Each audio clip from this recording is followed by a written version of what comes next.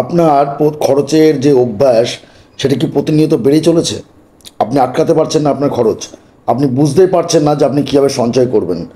আপনার যদি অভ্যাসগুলো এখনই না বদলান তাহলে কিন্তু দেখবেন ভবিষ্যতে কোনো সঞ্চয় নেই আপনার। আর ভবিষ্যতে সঞ্চয় না থাকলে কিন্তু আপনি রাস্তায় বসে যাবেন।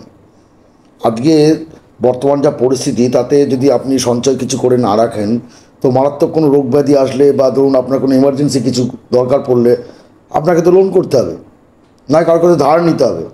তো আপনার সেই খরচের বদভ্যাসগুলোকে যদি আপনি এখন থেকে ট্যাকেল করতে পারেন, কন্ট্রোল যদি করতে পারেন সেগুলোকে, তাহলে অবশ্যই দেখবেন যে আপনার সঞ্চয়ের পথ অনেকটাই খুলে গেছে। তো সঞ্চয়ের পথগুলো খুলতে গেলে আপনাকে প্রথমেই নিজের মধ্যে যে বদভ্যাস যেগুলো রয়েছে, যে আপনি যে খরচের হিসাবটা রাখতে পারছেন না, সেইগুলোকে আপনাকে আগে পাল্টাতে হবে। আপনাকে বুঝতে হবে যে খরচের যে হিসাবটা সেটা আপনার কোনটা দরকার আর কোনটা দরকার নেই। অবাঞ্ছিত খরচগুলোকে আপনাকে এখনই কন্ট্রোল করতে হবে। আমরা প্রত্যেকে কী করি, আমাদের লোকের দেখা দেখি কিছু জিনিস ভালো লাগলো, ও ওটা কিনেছে, চলো আমি এটা কিনে নিই। এই জিনিসগুলোকে বন্ধ করতে হবে। যদি সেইগুলো অবাঞ্ছিত খরচগুলো বন্ধ করতে না পারেন, দেখবেন আপনার জীবনে কোনোদিন সঞ্চয় করতে পারবেন না। আপনি সারা জীবন গাদার খাটুনি খেটে যাবেন, কিন্তু আপনার অ্যাকাউন্ট জিরো। নিটফল কি হয়, কোনো লোন নিতে হবে আপনাকে, না হলে কোনো কাউকে ধার করতে হবে। সেই একটাই রাস্তা থেকে গেল আপনার কাছে। আর যদি কোনো মরণ রোগ ধরে আপনার, বা ধরুন বাড়ির কোনো কাজে কোনো ফিনান্সিয়াল সমস্যা হলো, তখন আপনি কি করবেন? কত ধার করবেন আপনি? তো সেই সমস্ত সমস্যা থেকে যদি বেরোতে চান, যদি মনে করেন যে আপনার যে খরচের অভ্যাস, সেই অভ্যাস যদি আপনাকে চিন্তায় ফেলে দেয়, তার থেকে মুক্তি পেতে গেলে আপনাকে কয়েকটি নিয়ম জীবনে অবশ্যই মেনে চলতে হবে। তো চলুন আজকে আলোচনা করি সেই সমস্ত নিয়মগুলো নিয়ে। তো প্রথম নিয়ম যেটা বলবো সেটা হচ্ছে, আবেগের বশে খরচ কখনোই করবেন না। আপনার মনে হলো যে আজকে বেশি টাকা ইনকাম করেছেন আপনি, চল আজ ভালো রেস্টুরেন্টে যাই, এখানে যাই, এটা কিনি ওটা কিনি, এইগুলো করবেন না নিজের জন্য। আপনি যখনই বেশি ইনকাম করছেন তখন আগে চেষ্টা করুন সেভিংসটাকে করে রাখার। সেভিংসটা আগে করলে তারপরে দেখবেন আপনি এবার বাদবাকি টাকা খরচা করুন। আপনি ধরুন 30,000 টাকা ইনকাম করছেন সাপোজ, তাহলে আপনি কি করবেন? প্রথমে আপনার সেভিংস করুন 30% সেভিংস করে নিলেন। এইবার আপনার দৈনন্দিন যে খরচ সেইগুলোকে করুন, দেখুন সেগুলো কন্ট্রোলে চলে আসবে। যদি সেগুলোকে কন্ট্রোলে না নিতে পারেন, দেখবেন আপনি কিন্তু নিজেই ঠকছেন। কারণ আপনি আগামী দিনের অন্ধকারের দিকে আপনি নিজেই নিয়ে যাচ্ছেন। আপনি অন্যের দেখা দেখি মনে করছেন যে ওটা না করলে লোকে খারাপ ভাববে, বা আমি সমাজে চলতে পারবো না, ওরা আগে বাড়িতে এসি লাগিয়েছে, ওদের দামি গাড়ি আছে, আমাকে সেটা যদি না কিনি তাহলে স্ট্যাটাস মেনটেন থাকবে না। এইসব আবেগে পা দেবেন না একদম। আবেগ দিয়ে কিন্তু জীবন চলে না, জীবন চলে বাস্তবের মাটিতে পা দিয়ে। তাই আপনি যদি আপনার এই খরচের অভ্যাসটাকে বন্ধ না করতে পারেন, বাজে খরচের অভ্যাসটাকে, তাহলে কিন্তু আপনি সারা জীবন চিন্তায় থেকে যাবেন। 2 নম্বর পয়েন্ট কি বলবো, লোনের চক্করে পড়বেন না।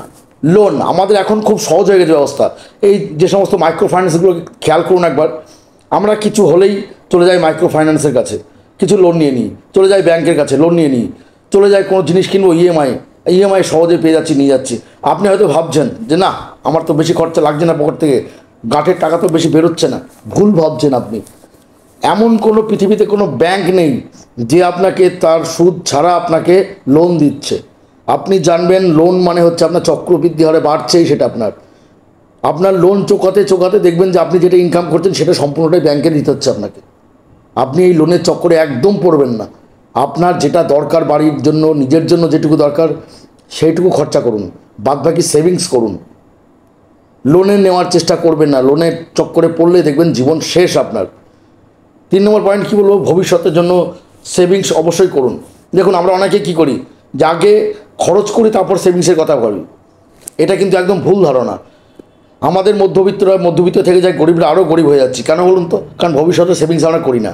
আপনি ভবিষ্যতে যদি সেভিংস না করেন তাহলে কিন্তু আপনার জীবনে কিন্তু আপনার ফিউচার উজ্জ্বল হবে না। আপনার আপদকালীন যদি কিছু না রাখেন, ইমার্জেন্সি কিছু, তাহলে কিন্তু আপনার দিন চলবে না। আপনি ভাবছেন আপনি আজকে 10,000, 20,000, 1 লাখ কামাচ্ছেন, কালকে যদি আপনি কোনো মরণাত্মক ব্যাধি বা ধরুন কোনো দুর্ঘটনা হলো আপনার জীবনে, ঈশ্বর না করুক এগুলো হয়, কিন্তু হতেও তো পারে, যেহেতু আপনি মানুষ একজন। তো সেগুলো যদি হয়, তখন যদি আপনি বাড়িতে রেস্টে থাকেন, তখন আপনার সংসারটা চলবে কী করে? ভেবে দেখেছেন একবারও? তো সেই জিনিসগুলোর জন্যই আপনাকে সেভিংসটা করতে হবে আগে। আপনি যদি সেভিংস না করেন তাহলে কিন্তু আপনার এগুলো হবে না। আপনি ভাবছেন যে সেভিংস 10 বছর পরে করবো, না মশাই। সেভিংস 10 বছর পরে করা মানেই আপনি 10টা বছর পিছিয়ে গেলেন। এই 10টা বছরের ঘাটতি মেটাতে গেলে আপনাকে সারা জীবন কিন্তু সেই দৌড়তেই হবে টাকার পিছনে, হরদম ইনকাম করেই যাবেন, দেখবেন সেভিংস আপনার থাকছে না। তাই আপনাকে ভবিষ্যতের জন্য অবশ্যই সেভিংস করতে হবে। ফোর্থ এবং মোস্ট ইম্পর্ট্যান্ট পয়েন্ট হচ্ছে অপচয়। আমরা বেশিরভাগই কী করি? অর্থ অপচয় করি। যে জিনিসটা আমাদের দরকার নেই সেটা আমরা কিনি। যে জিনিসটা আমাদের লাগবে না, হয়তো আজকে না হলেও হতো, আমার 2 বছর পরে হলেও সেটা হবে, কিন্তু সেটা আমাদের নিতে হবে। কেন? ও অমুকজন ব্যবহার করছে, এটা নিয়েছে, তাহলে আমাকেও নিতে হবে। এই লোক দেখানো জিনিসগুলোতেই আমরা অপচয় বেশি করি। আমরা আজকে বাজারে এখন শপিং মলে গেলাম, আমার বাড়ির দৈনন্দিন যে জিনিসগুলো দরকার সেটুকু আমি নিলাম, কিন্তু আমরা কি করি যে না এটা একটু নিই, ওটা একটা নিই, এক্সট্রা কিছু নিয়ে ফেলি আমরা। এর ফলে কী হয়? আমাদের অর্থ অপচয় হয়। আমরা হয়তো সেই মুহূর্তে বুঝতে পারি না যে না ঠিক আছে এগুলো তো লাগবে পরে, আমাদের পরে লাগবে এইটা ভেবে আজকে খরচটা বাড়াবেন না। কারণ জানবেন আজকের ভবিষ্যতে যে খরচাটা আপনি করছেন সেটা কিন্তু আপনার আগামী দিনের ভবিষ্যৎ অন্ধকার করছে। তাই আপনাকে এখনই সঞ্চয়ের পড়তে গেলে আপনাকে এই অপচয়টা বন্ধ করতে হবে।